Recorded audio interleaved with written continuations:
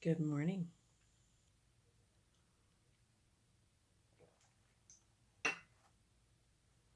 All these stories that I have been illustrating are essentially about my journey as an artist, my development as an artist, all the art that I did, my undergraduate program, going to art school, and my HSP, how my being a highly sensitive person affected my ability to make art, my self confidence. So it all started back in one of the summers when I was in grade school. It might have been the summer between fourth and fifth grade. I began copying Peanuts comics out of a big hardcover book we had. I taught myself to draw Snoopy on his doghouse and Woodstock, the little birdie. And Snoopy and his doghouse and Woodstock are copyrighted images by Charles Schultz. Their Instagram is called at Snoopygrams. I've got video script, slightly edited from what was on Instagram. So I didn't realize back then that drawing was a refuge for me from my HSP, from getting overwhelmed. Every time we moved and I had the rug pulled out from under me, I sought familiar things because that's what our brain does when we need comforting. It looks for familiar things.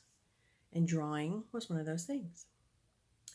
I didn't know back then that I was an HSP and prone to getting overwhelmed, or that I had trouble adjusting to change. Well, I didn't know that was the reason why. I just knew that when it got to be too much, drawing was a place that I could go.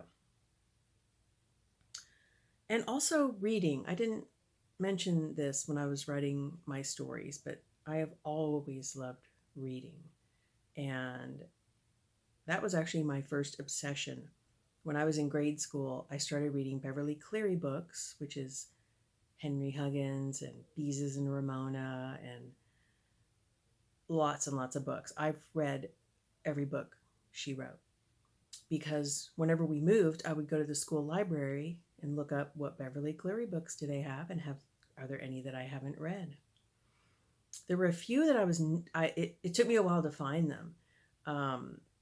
There's a couple that they call the young romance. I think that's what they call them. And it wasn't until we moved to Pennsylvania and I was in high school that I found those books. At some point, I graduated onto Judy Blume. I've read just about all of hers as well. I used to spend my allowance on books.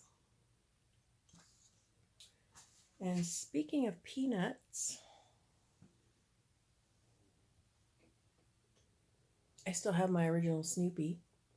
I think I got him, well, it was when we were in Laredo. Because when we were in El Paso, one of my friends got a Snoopy, and I was so jealous. I wanted one. I wanted one so bad, and then my friend got one. And my mom would not buy me a Snoopy. Now, I didn't know at the time. My dad's business failed, so they were probably really tight on money. Shh, we don't talk about such things. Shh. So I didn't know why I didn't get a Snoopy. But I got him, it might have been the Christmas of third grade. And I have a second one. I got him sometime when I was in Atlanta.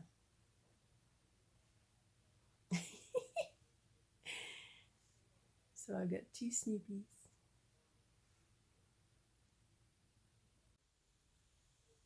So here's another one of my art pages. That's me drawing Snoopy on his doghouse. I don't have any of my original drawings from when I was a kid. I got nothing. I have a few things, but paper degrades after a while. I didn't keep everything. I'm not sure when I did that drawing, just of little kid shoes. That might have been 2015 or 16. And then that's me in fourth grade.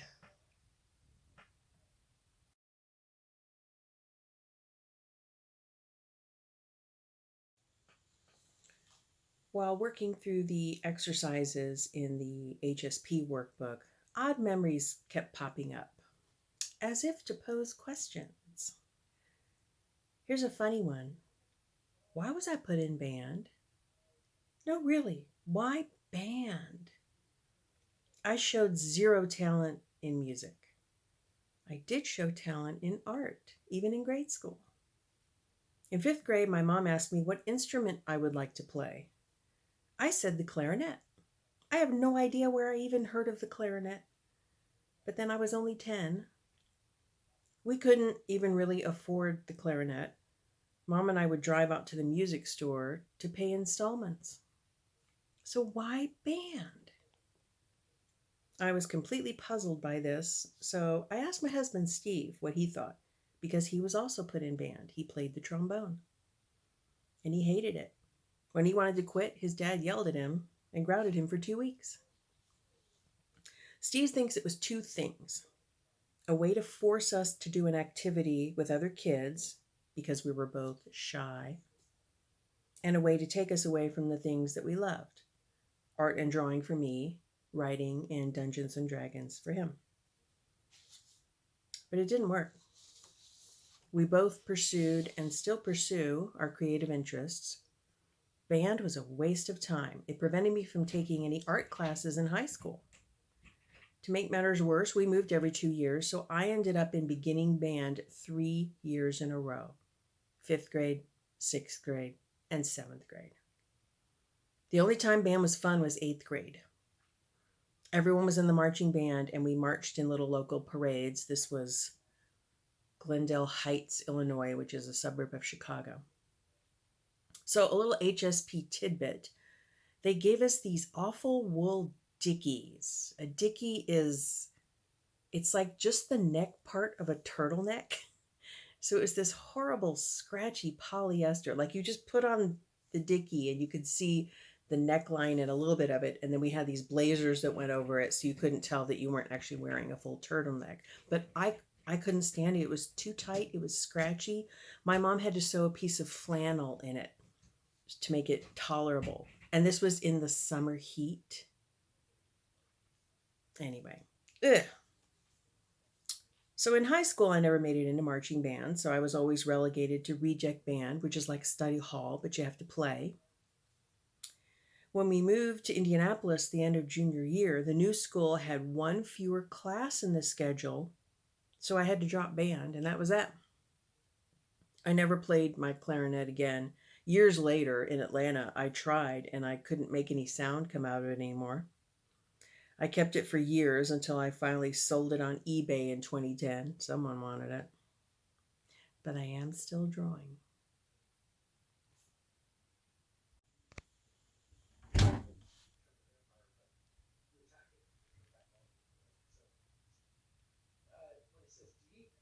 May I help you?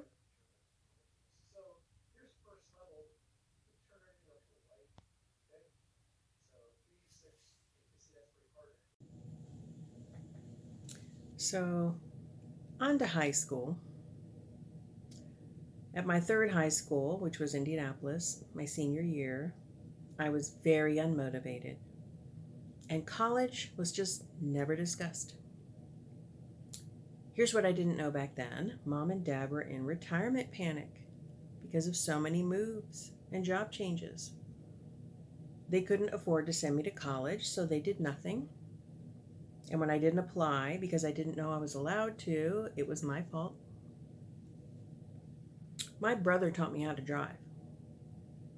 Even though I had a year of classroom plus behind the wheel in Pennsylvania, Mom wouldn't let me take my driver's test. When we moved to Indy, the guidance counselor, I really didn't like her.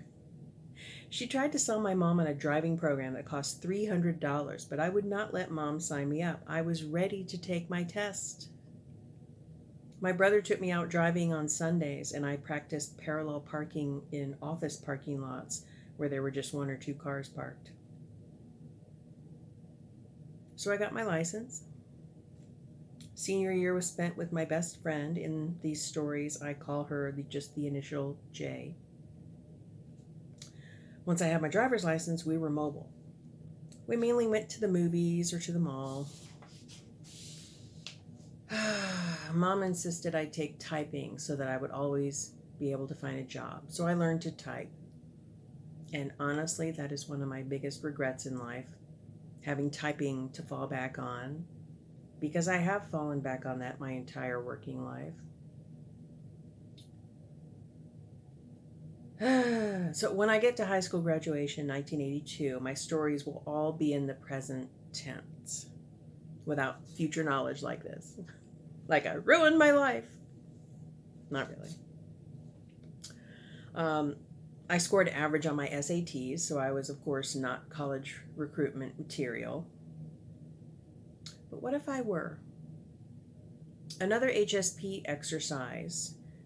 The author suggests examining events from our past now that we know we are HSP. And if we had known back then what we know now, what might we have done differently? Had I not been labeled shy, maybe I would have spoken up and insisted on some art classes. Had I not been easily overwhelmed by my dad yelling and criticizing, maybe I could have advocated for myself. So I let this notion sit in my mind, and I wondered, what if I had attended an art school recruitment fair during senior year of high school? I went to one in Atlanta in the 90s when I was considering grad schools. In high school, I would not have had a portfolio because I didn't take any art classes. Although I'm sure they all look the same. Eraser drawing portraits, landscapes, still lifes. They probably would have been looking for something different, something that stood out. So what if I would have gone just to see what it was like? Maybe a recruiter would have asked, what does your art look like? Well, I draw peanuts. The comic strip? Why don't you put together a portfolio of your own comics? Make it personal, make it funny. Bring it back tomorrow. What would that portfolio have looked like if I had done that? I could have drawn myself bored at home, walking around our subdivision, me and my best friend driving around, eating French fries and blasting music on the radio, wondering what was in my future. What would that artwork have looked like? Well, it would have looked like this. The Journaling Project. It would have looked like this. Bored at home, bored at school, wondering what to do with my life. Senioritis. Look, that's Mom. Wah, wah, wah, wah, wah, wah. Peanuts reference. My best friend liked laying out for a tan, and I have always hated that. It's so boring. Ugh. That's me senior year, and that is my senior year portrait.